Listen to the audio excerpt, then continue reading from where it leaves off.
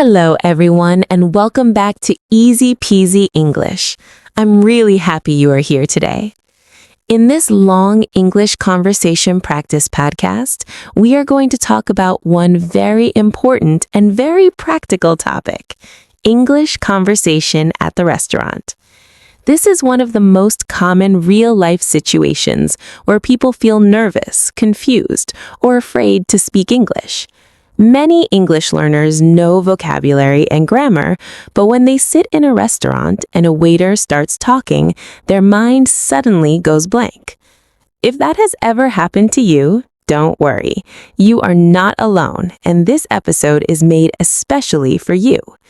Today, we are not only learning English words, we are learning how to think, listen, and respond naturally in English when you are at a restaurant. We will go step by step, slowly, clearly, and calmly. You don't need to rush. You don't need to be perfect. You only need to listen, relax, and practice with me. Before we begin, remember one important thing. You don't learn English by memorizing everything.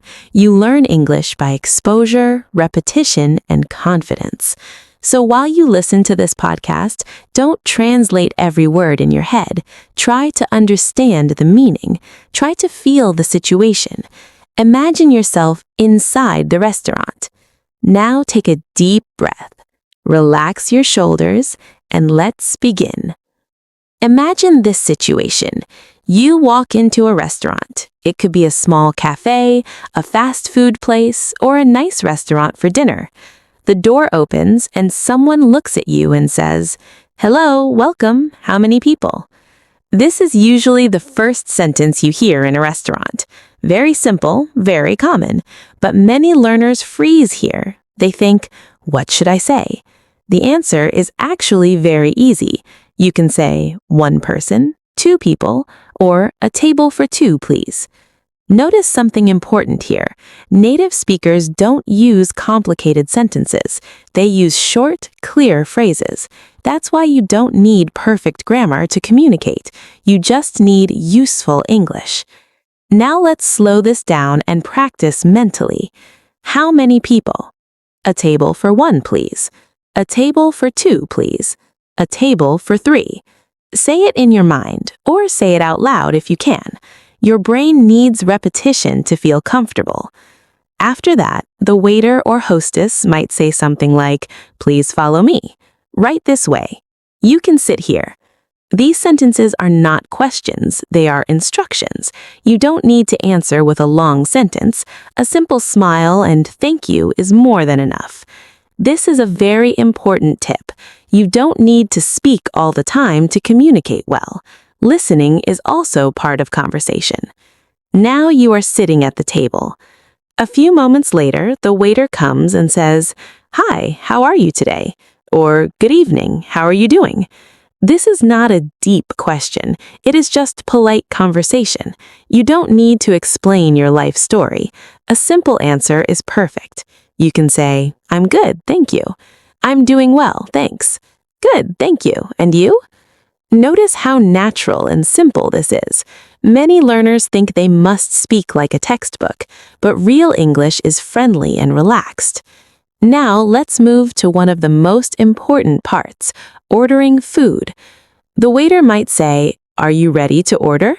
Or "Can I take your order?" If you are ready, you can say, "Yes, please.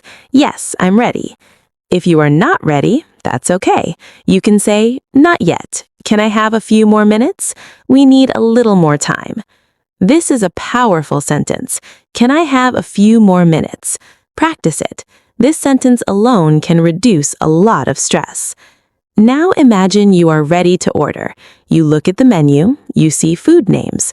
Some are familiar, some are new. You don't need to understand everything. You can ask questions. Native speakers do this all the time. You can say, "Excuse me, what do you recommend? Which one is popular? What is this dish?" Asking questions does not mean your English is bad. It means you are confident enough to communicate. Now let's look at a real example. You want to order pasta. You can say, "I'd like the spaghetti, please." Or, "Can I have the spaghetti?" Both are correct. Both are polite.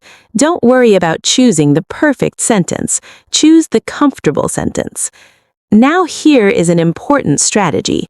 When you order food, use the structure, I'd like, can I have? These are extremely common and safe structures. I'd like a burger. Can I have a chicken salad? I'd like a glass of water.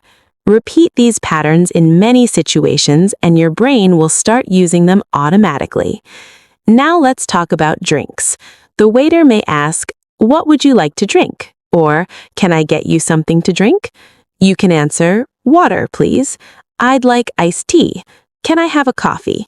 Again, simple English is powerful English. Sometimes the waiter asks follow-up questions, still or sparkling, hot or iced, small or large. You don't need full sentences. One-word answers are okay.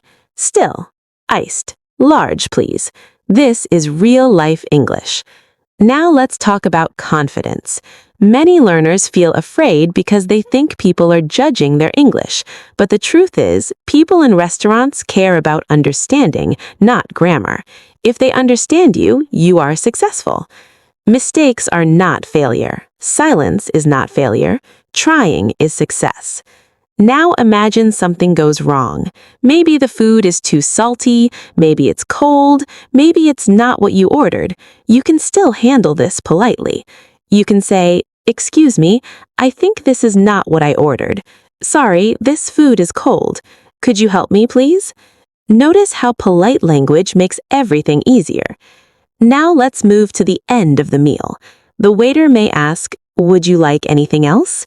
Can I get you dessert? Would you like the check? If you want the bill, you can say, yes, can I have the check, please? Or, could we get the bill? Very useful sentence, very common. After paying, you can say, thank you. Everything was great. Thank you. Have a nice day.